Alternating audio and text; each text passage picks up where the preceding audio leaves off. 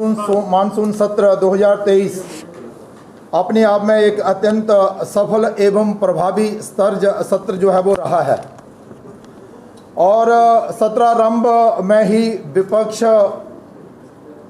का जो एक गठबंधन बना है, जिसे हम मंडिया गठबंधन के नाम से पुकारते हैं, उसका रवैया शुरू से ही ठीक नहीं रहा। और आपने देखा होगा कि मणिपुर में हुई दुर्भाग्यजनक हिंसा की आड़ में संसद की कार्रवाई को बाधित एवं देश की जनता को गुमराह करने का षड्यंत्र जो था वो रचा गया था। लेकिन उसके साथ साथ ही जैसे जैसे संसद का सत्र आगे बढ़ता गया तो लोकसभा में एक के बाद एक बहुत ही महत्वपूर्ण बिल जो थे वो पास हुए और कुछ 23 के करीब जो थे वो बिल पास हुए, विधेयक पास हुए और कुछ 20 के करीब विधेयक जो थे उनको पेश किया गया।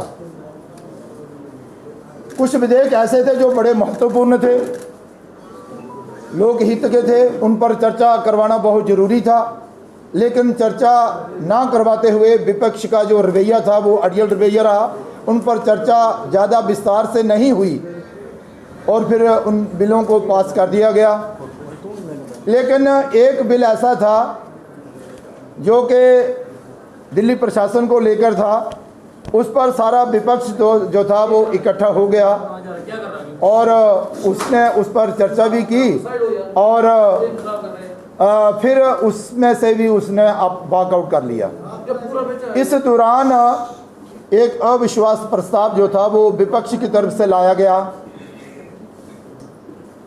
सरकार सहमत हुई, उस पर चर्चा हुई।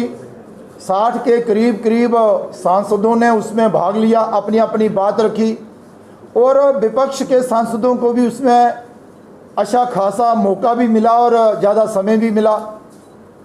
लेकिन उसके पश्चात जब देश के प्रधानमंत्री जी उत्तर देने लगे तो उनको अपनी बात ना रखने देना जो विपक्ष के स्वभाव में है और फिर बात ना सुनना और वॉकआउट कर जाना, ये दर्शाता है कि अपोजिशन विशेष तौर पर कांग्रेस और उसके जो सहयोगी दल हैं उन्होंने ठान लिया है कि हम लोक हित के मुद्दों पर चर्चा नहीं करेंगे।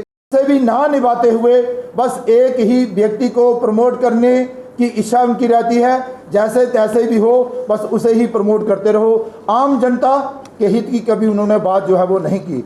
लेकिन देश के प्रधानमंत्री नरेंद्र भाई मोदी जी ने अपने भाषण में देश की तरक्की के हित में जो कार्य हो रहे हैं, जो उन्होंने कदम उठाए हैं, देश की मजबूती के लिए जो उन्होंने कदम उठाए हैं, देश को आर्थिक दृष्टि से मजबूत करने के लिए जो उन्होंने कदम उठाए हैं और उसके बाद युवाओं का भविष्य उज्जवल हो उसके लिए जो उन्होंने कदम उठाए हैं, इस सब पर तो चर्चा की।